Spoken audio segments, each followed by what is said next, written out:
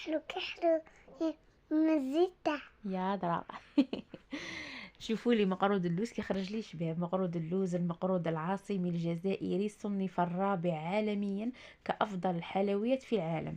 قبل ما نشوفوا الوصفة ديروا لي ابوني للصفحة تاعي تاع الفيسبوك، جا من الفيديو كومونتير شباب كيما نتوما، وروحوا نشوفوها في رحبة.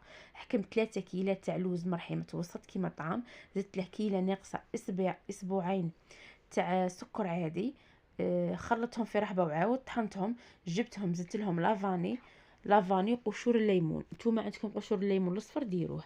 هنا بديت نلم بحبه بيض، الا كانت عندكم كونتيتي كبيره ديروا بحبه بيض من بعد صافر، حبه بيض من بعد صافر حتى تلموا العجينه تاعكم. انا هنا كونتيتي صغيره حبه بيض كفاتني.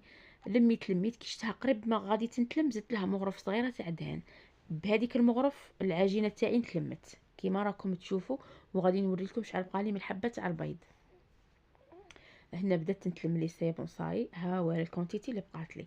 تلموها غايه وتعجنوها بكف تاع اليد ولا بالكوبات عادي، تقعدوا غير هكا ديروا لها باش السكر يذوب والحبه تجيكم معسله. الله الله.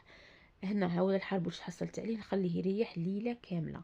هنا بعد ما ريح لي هذيك الليله الكامله دوك تشوفوه معايا، هاولا جبته حليته حربوش. دوروا غايه قعدوا غير دوروا فيه باش الهواء كاع يخرج منه وما يصرالكمش هذوك التشققات، ما ينتحلكمش تاني. وتجيبوا الطابع اللي نطبع به البقلاوه والمقروط غير تطراسوا به، ما تطبعوش به. طراسين هنايا وقعدوا بالكوبه تميلوها شويه وتقطعوا. دوروا خطره دوره ونص وتسقموه بالكوبا، ديروه في الفور على درجه حراره 160 درجه، تخرجوه. نديروه في الشاربه اللي هي ما زهر زائد مغرف كبيره تاع السكر غلاس ونشفوه.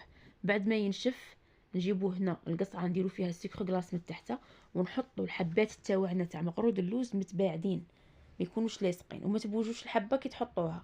ونعاودوا نغطوها غايه بالسكر غلاس، نغطو كاع دوك الحبات خاص مام الجوانب ويتغطوا كيما راكم تشوفوا. روحوا قدوا صوالحكم خلوهم ربع ساعه 20 مينوت.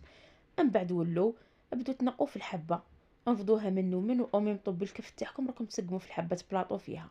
ودا لقيتو كاش جانب خاصه شويه معليش ارفدوا زيدوا يلصق عادي كيما راكم تشوفوا راني ندير.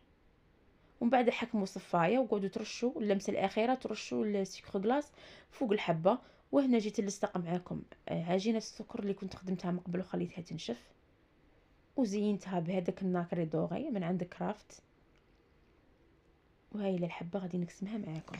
جاني روعه، يذوب في الفم ومعسل وطري بالبزاف، وبصحتي وبصحتكم.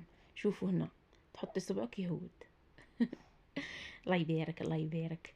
هاو مالا ديك 300 غرام خرجت لي 6 حبات كبار بومبي، ماشي صغار وماشي هاودين.